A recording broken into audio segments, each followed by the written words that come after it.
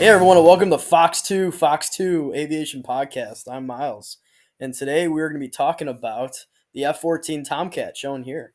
This is an awesome livery on this airplane. Man, I love this freaking airplane.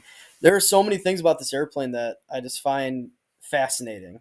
And the one thing that I find fascinating about this thing is the type of wing design. We'll get more into that in a second, but I just wanted to say that thank you guys for listening to a lot of these videos.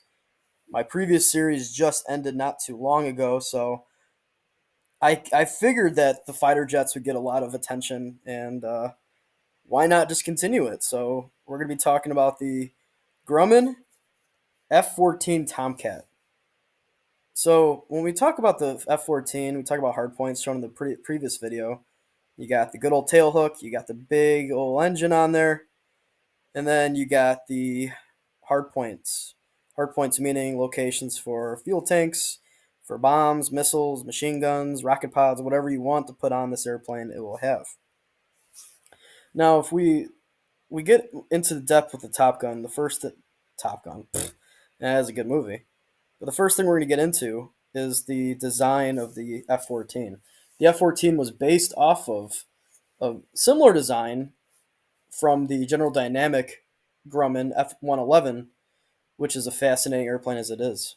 But as it is, we're going to start about the F-14 and everything about it in about 20 minutes. We're going to get this video done and move forward. But first, another example of why this airplane is awesome. This airplane first flew on the 21st of December 1970, and its first deployment in 1974 with the U.S. Navy aboard the USS Enterprise, replacing one of my other favorites, the F-4 Phantom.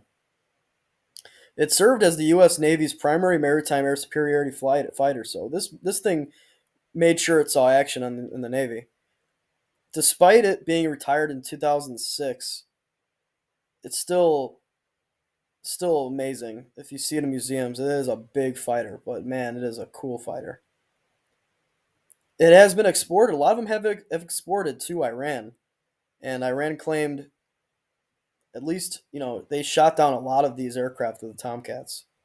It still remains in service with Iran's Air Force, even though in low numbers, and it still flies a lot. But, with the part shortages everywhere, it has been struggling. Now, like I said before, it was developed with the F-111. The F-111, once that fell apart, they moved towards the F-14. It wanted to find a long-range defensive aircraft, one that can get there to its target quick, have plenty of weaponry, and be able to hold as much as it can. When you think of the Tomcat, you think of Top Gun. But when I think of the Tomcat, I think of the Jolly Rogers, and I think of all the other brigades they used in the Navy. And man, there are some cool designs. But before we get that, we're going to talk about the F-14. And shown here, we get a good blueprint image of what the F-14, the design, the dimensions, and the weight and performance. It's kind of hard to see, but I'm gonna bear with you and explain what the dimensions and the weights are. So, with the operating empty weight height at 18,000 and the gross weight of 27,000, it can really hold a lot of weapons. And the one thing that I can think of with the F-14 is the long-range missiles. It was designed for dogfighting, but it had a really, really good tactical airborne reconnaissance pod system as well. And with that, you added the radar intercept officer. This is a twin-seater. There were no single-seat models of this airplane. So when you had an aircraft like this, you had to be able to have a good crew together, just like the F-4s with the twin-seaters, to get stuff done. Now, with the retirement of the A6 in the 90s, the F-14 had to be put into ground attack. This is a great example of an airplane that's being changed over to multi-role. And with the max takeoff weight at 32,805 pounds, did I say pounds? Oh no, that's kilograms, 32,805 kilograms, it had to be able to carry plenty of weapons. Now, the armaments, like I said earlier, the hard points, when you think of hard points, you have to think of what are you putting on this airplane. It had a 120 millimeter Vulcan barrel rotary cannon, the same one they used in the F-18s and the same one they used in the F-16s. There were 10 total hardpoints, 6 under the fuselage, 2 under the nacelles, and 2 on the wing gloves, with a capacity of 14,500 pounds of ordnance and fuel tanks, with provisions to carry combinations of 7 by LAU rockets. So those are the rocket pods carrying 28 each. The AIM-54 Phoenix missile, the AIM-7 Sparrow, the AIM-9 Sidewinder air-to-air missiles, all very, very popular missiles on this airplane. The bombs that were added were the JDAM precision-guided munitions, the Paveway series laser-guided missiles, and the MK-80 series of unguided iron bombs.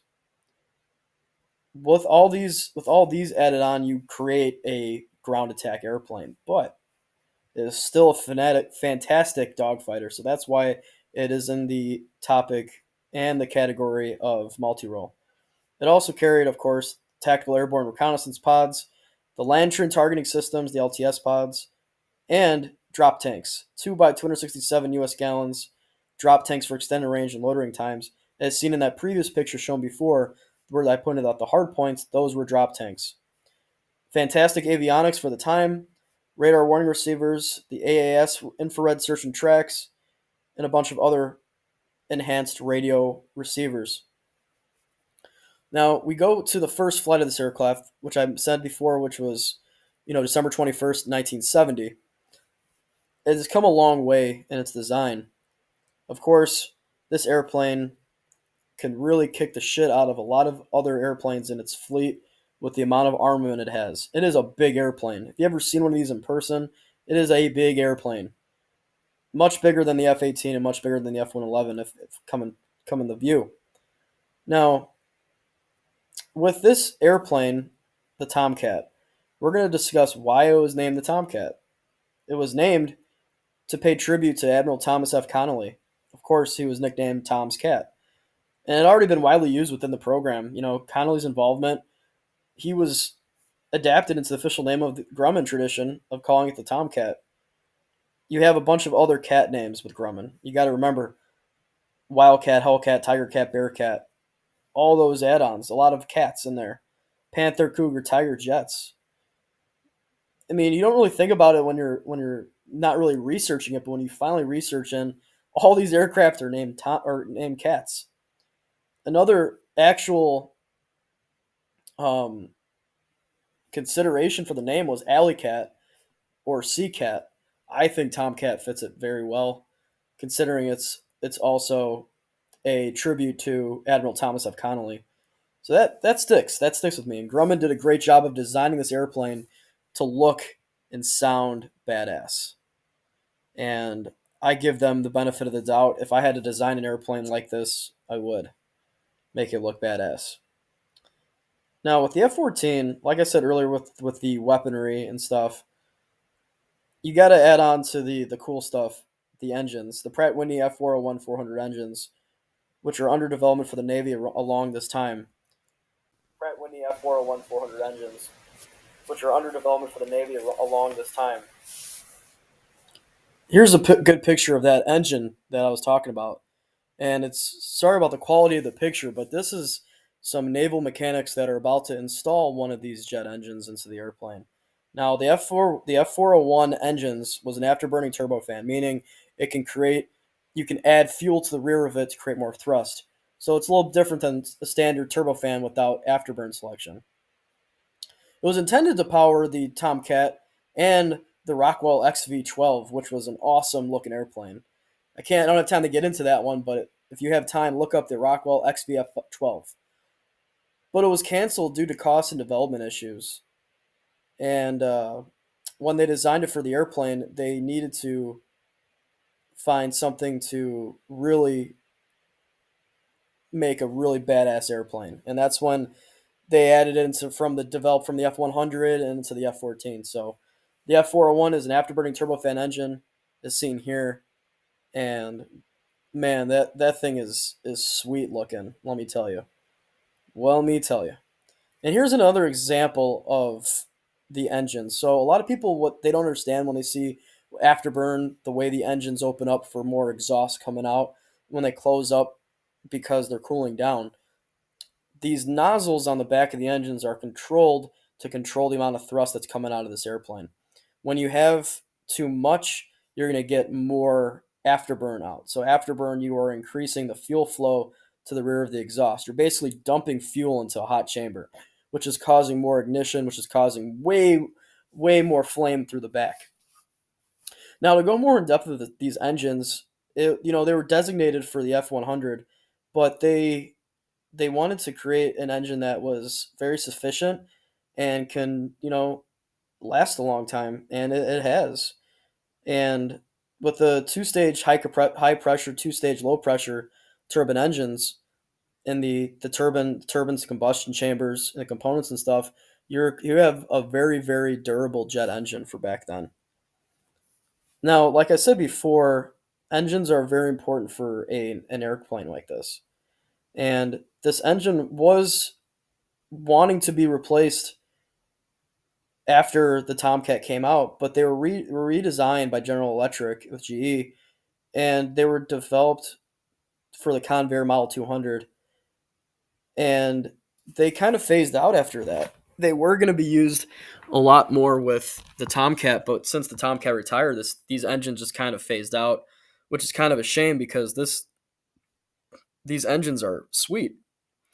So now they were used in four frames, and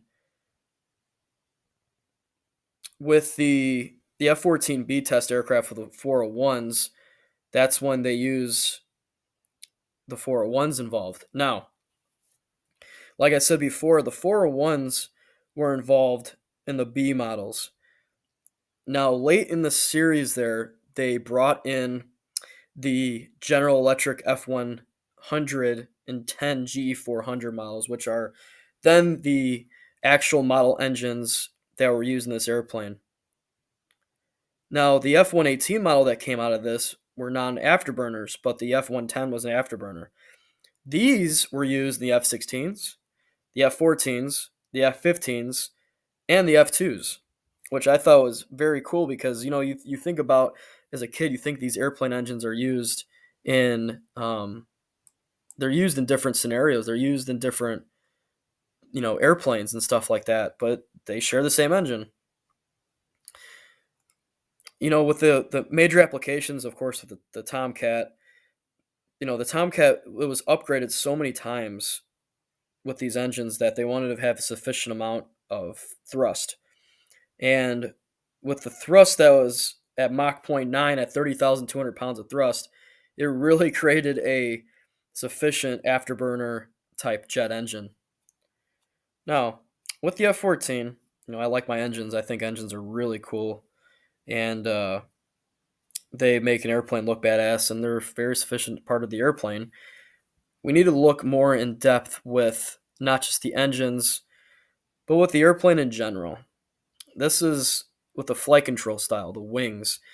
I love the design of the wings on this aircraft.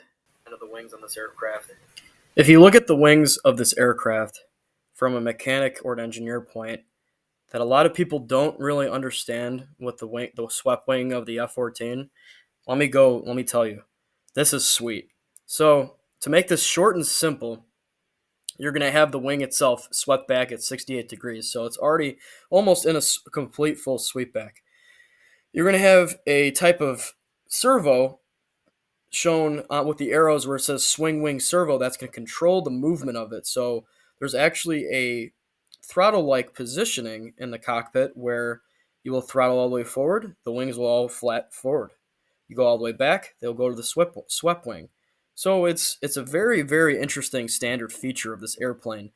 And with all these pivot points and actuators and servos and wing boxes and stuff, it really puts perspective of all the moving parts that are in this airplane. That makes it a really, really interesting modern marvel. And I think you guys would have found this interesting because not a lot of people ask about what's actually going on inside here. Here's a picture of what it is in actual. So this is the outside of it, and the airplane is probably about at a not full swept, but in between. And like I said before, there's that servo that's controlling the movement of this. And the movement can be controlled from the cockpit, from the pilot. The pilot moves forward a throttle lever that controls the movements of these wings. This is also pretty important because you have to see with the speed. If you're going very fast, the wings are going to be swept all the way back. If you're slowing down to slow down to land, or you're slowing down to avoid any type of anti-aircraft or whatever you're trying to accomplish, your wings are going to start to go more straight. Now, on takeoff maneuvers, a lot of people think you're going to be swept wing to take off with more power and more thrust. No, that is incorrect. You're going to be having them out more because you have to create more lift. With the more lift, you have to have them straight out. That's just putting in perspective of that. Always found that interesting with the wings like that. I probably thought you guys would too. Here's an awesome picture of the F-14 at night doing a afterburn. And like I said in the previous sections of this video, with the afterburn and the nozzles, you can check out that full afterburn effect of all that fuel just rushing in the back. Now, with a lot of people these days, with the add-ons, with seeing the Tomcat in person or flew in it or worked on it or whatever, you can take in great effect that this is a big fighter. But this fighter really did see a lot of action and a lot of history. So now with everything involved in this picture, you see the wings are swept back. So the wings are in a full sweep back, so he is cruising. He is going as fast as he can, probably in a climbing scenario. Now, when you're in a climbing scenario, know that wing pivot is thrown all the way back. So the wings pivoting are all the way back. When it is slowing down, the wings are going straight out in a perpendicular, literally 90 degrees on both sides to slow down the airplane or to create more lift. Now, looking at this, we have a description of where each part of the airplane wing section connects and works with. Flap creates drag and lift. Eyebrow door, basically showing where the flaps are located with the spoilers. Spoilers creating drag. Wing pivot to actually move with the servos and the gears to move back and forth with the wings. And of course, the slats for leading edge for lift and drag purposes. Now we know that the Tomcat is retired, but there are plenty of places to see this phenomenal looking aircraft. Plenty of places. You can see these aircraft on display in many spots, including Grumman Memorial Park in New York. There are some displayed at the U.S. Space and Rocket Center in Huntsville, Alabama. There are some at Cradle of Aviation Museum, the Intrepid Sea Airspace Museum, and the Museum of Flight in Seattle, Washington. Now, this is really cool because there are many, and I'm going to count how many places these aircraft are stationed. If they're in your area where you live at, why don't you go take a look at them? There are some in Garden City, New York, Pensacola, Virginia, Riverside, California, Whitehall, Pennsylvania, Mugu, California, Hickory, North Carolina, San Diego, Chino, New Jersey, Charleston, South Carolina, Moore, Virginia, Pennsylvania, Maryland, Texas, California, Nevada, San Diego Aerospace Museum, which that actual one in the San Diego Aerospace Museum is the one that was actually used in Top Gun Maverick. Wings over the Rockies Airspace Museum, Western Museum of Flight, Tillamook Air Museum, Richmond, Virginia, Naval Air Facility El Centro, Museum of Flight at Tukwila, Washington, as I stated before. Then you have the Recruit Training Command Naval Station Great Lake, Chicago, Illinois. Texas Air Museum, Slayton, Texas. Air Zoo, Kalamazoo, Michigan. Fleet Area Control and Surveillance Facility in Virginia. Midland, Texas. Glenville, New York. New Jersey. Huntsville, Alabama. Tucson, Texas. I mean, I could go on and on. There are probably more than 50, and I'm not even exaggerating, 50 locations of some of these aircraft that are literally museum pieces that you can go see.